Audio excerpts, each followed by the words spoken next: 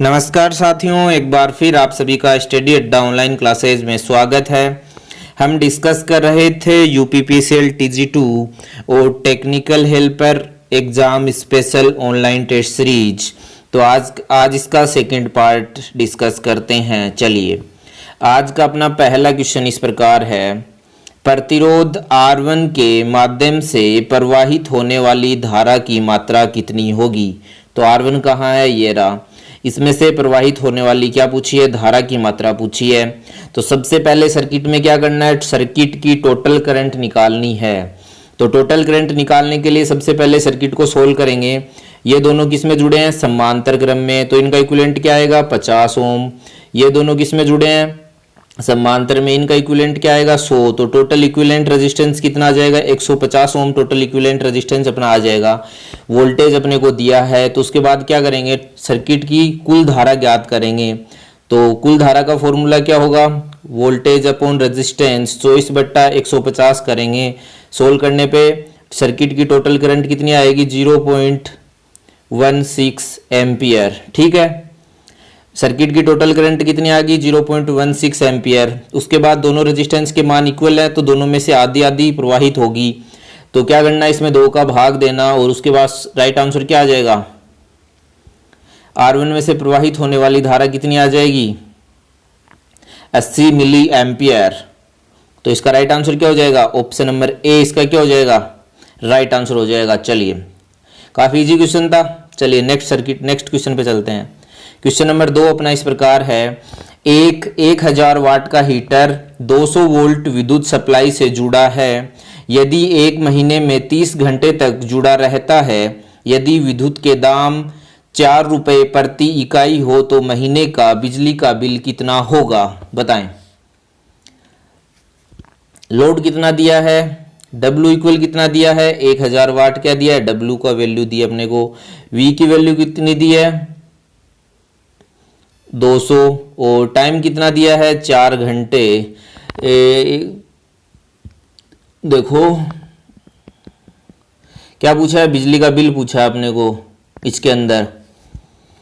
तो सीधा सा एक फॉर्मूला होता है, कुल ऊर्जा की खपत ज्ञात करने के लिए अपन क्या करेंगे, 1000 इंटू समय कितना दिया है, 30 घंटे, और कितने दिन तक, यूनिट की रेट क्या दी है, 4 रुपये। चलिए तो एक बार इधर करते हैं, क्या करना है, काफ़ी जी है, 1000 इंटू 30 इंटू 4, और इसमें भाग दे देंगे 1000 का। तो क्या आ जाएगी, रुपए के अंदर डायरेक्ट वैल्यू निकल के आ जाएगी। तो क्या आएगी इसे सोल्व करने पर, 120 रुपए। इस क्वेश्चन का राइट आंसर क्या हो जाएगा, ऑप्शन नंबर डी। चलिए अगला क्वेश्चन नंबर 2, क्वेश्चन नंबर 2 देख लेते हैं। 2 हो गया। क्वेश्चन नंबर 3, 1000 वाट का हीटर प्रतिदिन 4 घंटे प्रयोग में आता है। 35 पैसे प्रति यूनिट की दर से 30 दिनों का बिजली का बिल क्या होगा। जल्दी से आंसर कमेंट करके बताएं। तो सबसे पहले क्या है, किलोवाट के अंदर पावर निकाल लेते हैं, P इंटू टी करते हैं। तो P की वैल्यू कितनी दी है, 1000 इंटू 4, सोल्व करने पे क्या आ जाएगा, 4 किलोवाट आ जाएगा। 1 महीने की खपत पूछी है, तो 4 इंटू 30 करेंगे तो क्या आ जाएगी, 120 इकाई आ जाएगी। 120 को अपन क्या करेंगे, रेट कितनी दी है अपने को, 35 पैसे। तो 120 इंटू 35 पैसे, पैसे को भाग देंगे 100 का, तो रुपए में कन्वर्ट हो जाएगा। सोल्व करने पे क्या आएगा, 42 रुपीज। तो क्या आ जाएगा इसका राइट आंसर, 42 रुपये। और 42 रुपये इसमें ऑप्शन नहीं है, तो इसका राइट आंसर क्या होगा, इनमें से कोई नहीं। चलिए अगला question, question number 4 number question. 1 वाट 230 वोल्ट की समान रेटिंग वाले 2 लैंपों को जब 230 वोल्ट की सप्लाई पर श्रेणी में जोड़ा जाता है, तब इसकी खपत होगी, बताएं। क्या बोल रहा है, 100 वाट और 230 वोल्ट रेटिंग के 2 समान बल्बों को किस में जोड़ा जाता है, श्रेणी क्रम में जोड़ा जाता है। 230 वोल्ट सप्लाई दी जाती है, तो कुल पावर की खपत, तो इसमें खपत कितनी होगी, बताएं।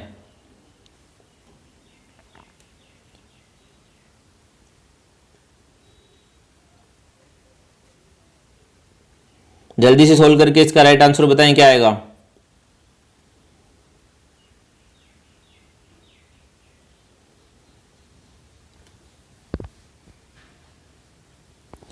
तो सोल्व करने पे इसका राइट आंसर क्या आ जाएगा, 50 वाट। चलिए अगला क्वेश्चन देख लेते हैं। अगला क्वेश्चन अपना इस प्रकार है, अगर प्रतिरोधक में प्रयोग की गई वोल्टता 1% कम होती है और प्रतिरोध का मान 1% बढ़ता है तो प्रतिरोध के शक्ति उपभोग में लगभग कितना परिवर्तन होगा, बताएं। वोल्टता में क्या है, देखो इसको क्वेश्चन को सोल्व करने के लिए अपने पास 2-3 तरीके होते हैं। एक तो अपन मान सकते हैं V की वैल्यू, वोल्टेज की वैल्यू 100 और प्रतिरोध की वैल्यू 100। वोल्टता में 1% की कमी होगी तो रेजिस्टेंस में क्या होगी, 1% बढ़ता है तो उस कंडीशन में क्या आ जाएगा, फाइनल वैल्यू। और या इसको देखो सोल्व करने की बजाय आप डायरेक्ट याद भी रख सकते हो, ये वोल्टेज में 1% की कमी और प्रतिरोध 1% बढ़ता है तो उस कंडीशन के अंदर जो पावर है उसमें क्या होगा, 3%। 3% की कमी होगी, -3%। इसका क्या हो जाएगा, राइट आंसर हो जाएगा। डायरेक्टली याद रख लीजिएगा, सोल्व करने की कोई जरूरत नहीं है। अगर सॉल्यूशन भी चाहिए तो आप कमेंट सेक्शन में कमेंट करके बताएं, मैं आपको सॉल्यूशन जरूर करवा दूंगा। काफ़ी इजी क्वेश्चन है, सॉल्यूशन की जहाँ तक मैं चाहता हूँ आपको जरूरत नहीं होगी। चलिए याद रखिएगा, वोल्टेज में 1% की कमी होती है और तो प्रतिरोध 1% बढ़ता है तो उसमें शक्ति में क्या होगा, -3% होगी। चलिए अगला क्वेश्चन, दिए गए परिपथ में शक्ति की गणना करें, बताएं। दिए गए परिपथ में शक्ति की गणना करनी है, आपके सामने सर्किट दिया है उसमें आपको शक्ति की गणना करनी है। तो पावर का फॉर्मूला क्या होता है, P = I²R। P = I²R R, ठीक है। तो I की वैल्यू चाहिए अपने को, I की वैल्यू कैसे निकालेंगे, 30/5 इंटू किलो का मान है तो 10⁻³ -3। सोल्व करने पे आई की वैल्यू क्या आ जाएगी, 6 मिली एम्पियर। ठीक है, फॉर्मूले में रखेंगे 6 मिली एम्पियर का स्क्वायर इंटू रेजिस्टेंस कितना दिया है, रेजिस्टेंस कितना दिया है, 5 किलो ओम। दोनों को रख के सोल्व करेंगे तो क्या आंसर आएगा, पावर की वैल्यू क्या आ जाएगी, जल्दी से आंसर कमेंट करके बताएं, 180।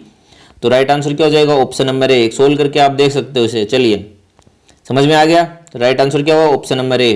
काफी इजी न्यूमेरिकल है। चलिए अगला क्वेश्चन देख लेते हैं।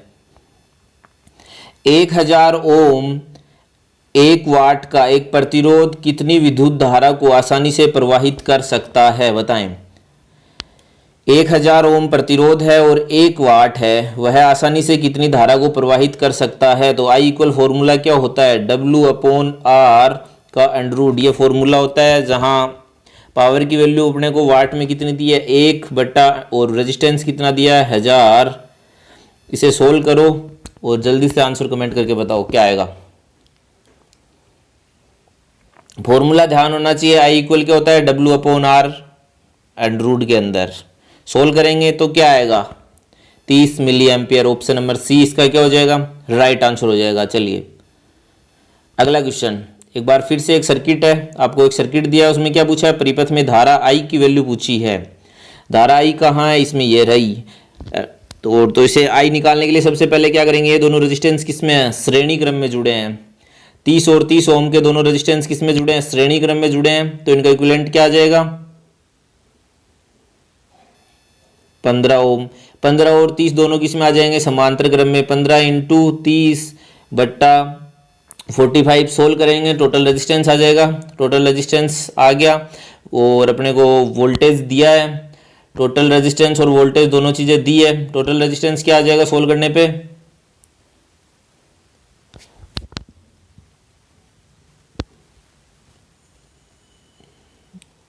टोटल वो आ गया अपने पास रेजिस्टेंस। यहाँ से इससे सोल्व करोगे तो आ जाएगा। और उसके बाद फॉर्मूले में वैल्यू रखना। फॉर्मूला क्या होता है, I = V/R। V की वैल्यू अपने को 2 दी है, R की वैल्यू आप इसे सोल्व करोगे तो आ जाएगी। और उसके बाद इसका राइट आंसर निकल के क्या आएगा, जल्दी से आंसर कमेंट करके बताएं। तो इसका राइट आंसर क्या होगा? ऑप्शन नंबर सी इसका क्या हो जाएगा? राइट आंसर हो जाएगा। सोल्व करके आप देख लीजिएगा। चलिए अगला क्वेश्चन देख लेते हैं। ए 10 माइक्रोफेरेड के 3 कैपेसिटरों की रेटिंग 100 वोल्ट, 200 वोल्ट और 300 वोल्ट है। यदि इन्हें समांतर में लगा दिया जाए तब वे निम्नलिखित पर चलने के लिए उपयुक्त होंगे। बताएं किस। जल्दी से आंसर कमेंट करके बताएं। 3 कैपेसिटर हैं, उनकी वोल्टेज रेटिंग दी है, उन्हें समांतर क्रम में जोड़ देंगे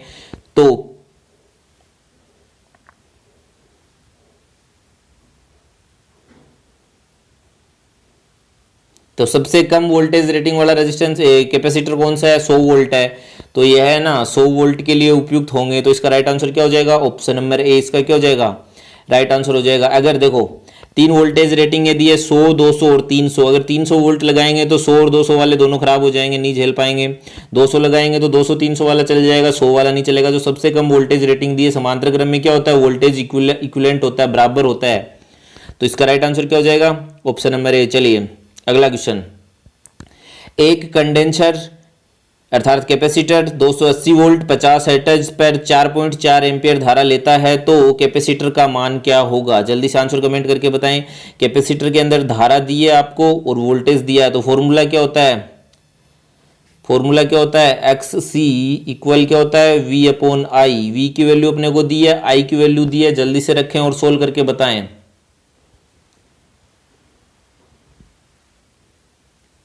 एक्स सी की वैल्यू आ जाएगी, उसके बाद कैपेसिटर की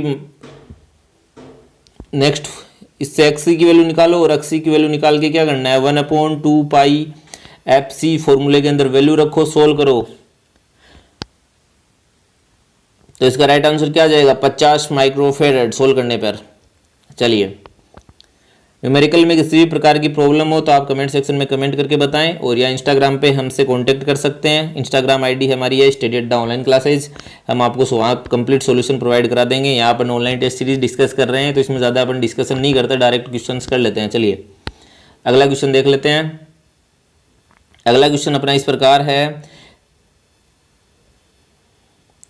एक 30 पिकोफेरेड धारिता और एक 220 पिकोफेरेड धारिता वाले एक 6 वोल्ट डीसी स्रोत के समांतर क्रम में जुड़े हुए हैं तो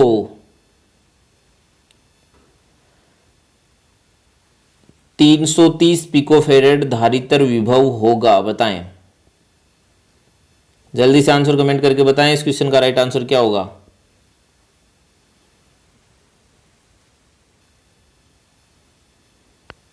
ऑप्शन नंबर ए में दिया है 4 वोल्ट, बी में 2 वोल्ट, सी में 6 वोल्ट, डी में 8 वोल्ट। तो बताएं।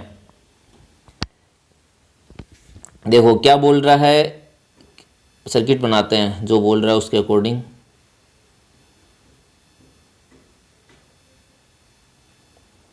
कितना दिया है? 330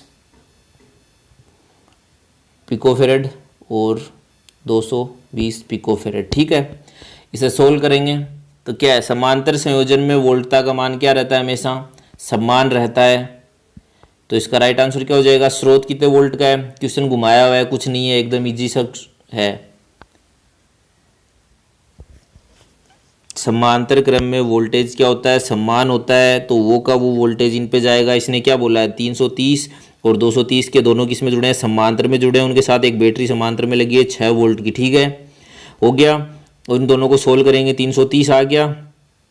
विभव क्या होगा पूछ रहा है। ये 330 के ऊपर ये जो अपना ऊपर लगाया ना अपने 330 का, इसके ऊपर विभव क्या होगा? तो समांतर क्रम में विभव वोल्टेज क्या होता है? इक्वल होता है। तो जो बैटरी का वोल्टेज है वही उसी पे होगा क्या? तो इसका राइट आंसर क्या हो जाएगा? 6 वोल्ट हो जाएगा। काफ़ी इजी क्वेश्चन है, बस थोड़ा सा घुमाया, कन्फ्यूज मत होना इसमें। चलिए अगला क्वेश्चन देख लेते हैं। निम्नलिखित में से कौन सा प्रेरकत्व की इकाई है? बताएं। प्रेरकत्व की इकाई क्या होती है? जल्दी से आंसर कमेंट करके बताएं। Option number A ampere second per volt, option B volt second per ampere, option C coulomb per ampere और option D volt ampere upon क्यूबोलो। बताएं निम्नलिखित में से कौन सी प्रेरकत्व की इकाई है? तो प्रेरकत्व की इकाई क्या होती है?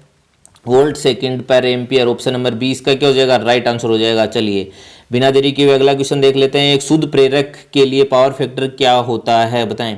जो एक शुद्ध प्रेरक है उसके लिए पावर फैक्टर क्या होता है? जल्दी से आंसर कमेंट करके बताएं। कोस फाई की वैल्यू क्या होती है, cos 90 की वैल्यू क्या होगी प्योर इंडक्टर के लिए, cos 90 की वैल्यू क्या होती है 0, तो इसका राइट आंसर क्या हो जाएगा, ऑप्शन नंबर ई इसका क्या हो जाएगा, राइट आंसर हो जाएगा। चलिए नेक्स्ट, एक शुद्ध प्रेरणिक एसी परिपथ में विद्युत धारा होती है, बताएं।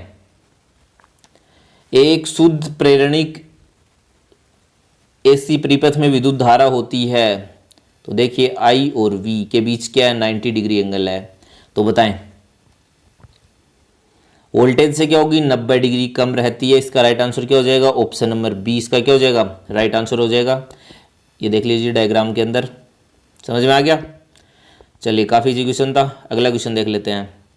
एल इक्वल 1 हेनरी इंडक्टेंस का कोई कोयल 50 हर्ट्ज पर 220 वोल्ट के एसी वोल्टेज से जुड़ा है, कोयल में आई एल ज्ञात करें, तो बताएं। सबसे पहले आपने को आई एल का फॉर्मूला पता होना चाहिए। आई एल इक्वल क्या होता है, V upon X L. Value रखो, सोल्व करो, जल्दी से आंसर कमेंट करके बताओ। इंडक्टिव रिएक्टेंस एक्सएल क्या होता है, इंडक्टिव रिएक्टेंस होता है। इंडक्टिव रिएक्टेंस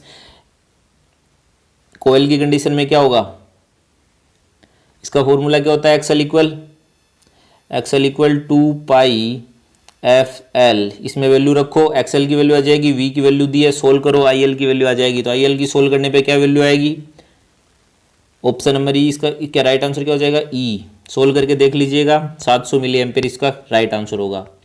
चलिए अगला क्वेश्चन देख लेते हैं। दो 400 मिली हेनरी कोयल L1 और L2 के कपलिंग के का गुणांक 0.3 के बराबर है, इनके बीच म्यूचुअल इंडक्टेंस M का मान क्या होगा। जल्दी से आंसर कमेंट करके बताएं। अपने को कपलिंग फैक्टर K की वैल्यू दी है, L1 और L2 की वैल्यू दी है, तो म्यूचुअल इंडक्टेंस का फॉर्मूला M इक्वल क्या होता है। अगर आपको फॉर्मूला ही पता नहीं होगा तो आपसे क्वेश्चन सोल्व नहीं होगा। M इक्वल क्या होता है, अंडर के L1 L2, ये गुणा L1 इंटू L2 बताएं। M इक्वल K की वैल्यू अपने को कितनी दी है, 0.3, L1 की वैल्यू 400 और L2 की वैल्यू 400, तो सोल्व करो क्या आ जाएगा, 120 मिली हेनरी इसका म्यूचुअल इंडक्टेंस आ जाएगा। म्यूचुअल इंडक्टेंस का फॉर्मूला याद रखिएगा। डाटा मैथमेटिकली डाटा चेंज हो सकते हैं, लेकिन फॉर्मूला कभी चेंज नहीं होगा। क्वेश्चन सेम टू सेम पूछा जा सकता है। काफ़ी इंपॉर्टेंट क्वेश्चन है, टेक्निकल हेल्पर के लिए बहुत बार रिपीट हुआ है क्वेश्चन, याद रखिएगा। म्यूचुअल इंडक्टेंस का फॉर्मूला M इक्वल के अंडर L1 इंटू L2, ठीक है। चलिए अगला क्वेश्चन है, नगण्य प्रतिरोध और 0.4 हेनरी प्रेरकत्व के साथ 220 वोल्ट और 50 हर्ट्ज की विद्युत शक्ति एक कुंडली पर प्रयुक्त है, परिपथ में धारा की गणना करें, बताएं। परिपथ में धारा क्या होगी बताएं, जल्दी से आंसर कमेंट करके।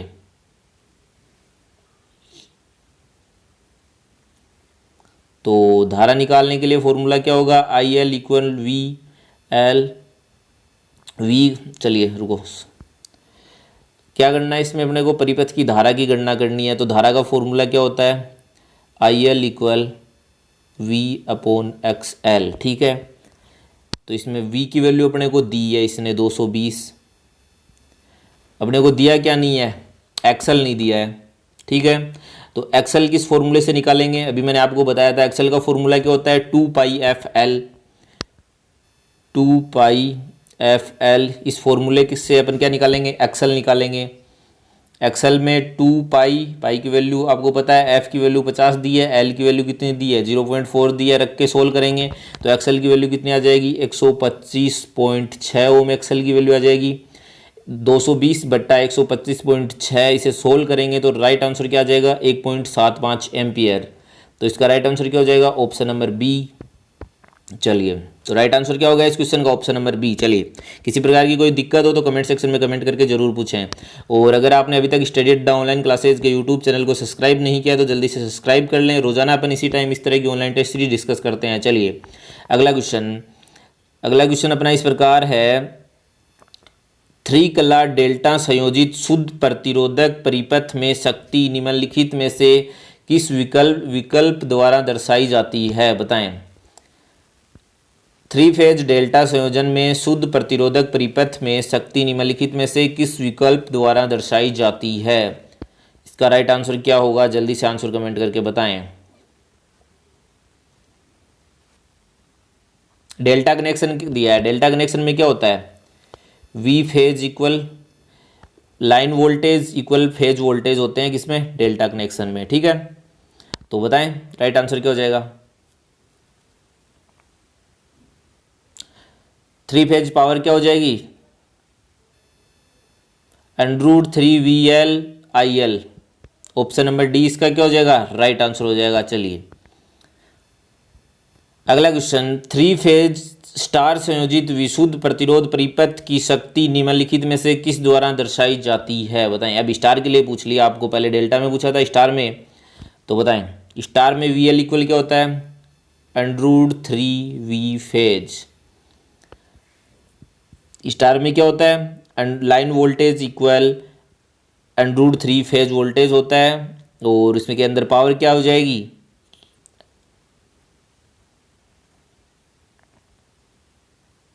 स्टार में पावर क्या होगी?